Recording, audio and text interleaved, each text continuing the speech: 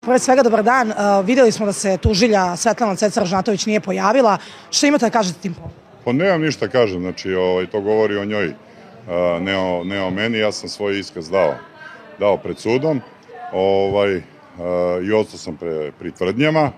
Naravno, znači, što se nje tiče, ona imala navodni let za Stuttgart u 6:45, znači vrlo rano otišla na tezgu.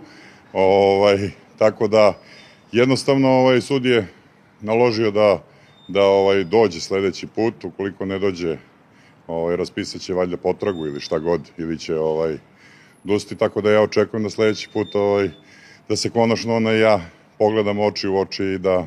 Kada ste se vi poslednji put susreli sa Cecom Ražnatović? Pre mnogo godina. Pre mnogo godina. Mislite da nije sujeverno, pošto je danas petak 13. da se zbog toga možda nije...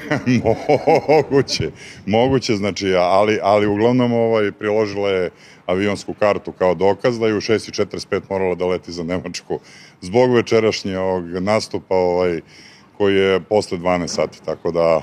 Rekao bih da biste se zadržali više od sat vremena, boga mi... Pa jesam, znači, odgovarao na pitanja sudije i njenog branioca, izneo, znači, one pretnje koje sam dobio od gospođe Ražnatović, zato što od nje i od njenih, gde sam podneo krivičnu prijavu i taj proces je u toku. Zato što nisu obična lica pretila, nego ozbiljne iz kriminalnog milija, više puta osuđivana za nasilje i tako dalje. Evo, moram da vas pitam, i 10. februara imate isto suđenje sa Cecom Ražnatović, što je izašlo u medijima, čini mi se. A ja svaki put očekujem da je vidim, ali ona nikako da dođe. Da smemo da pitamo na koji iznos vas je tužila? 500.000.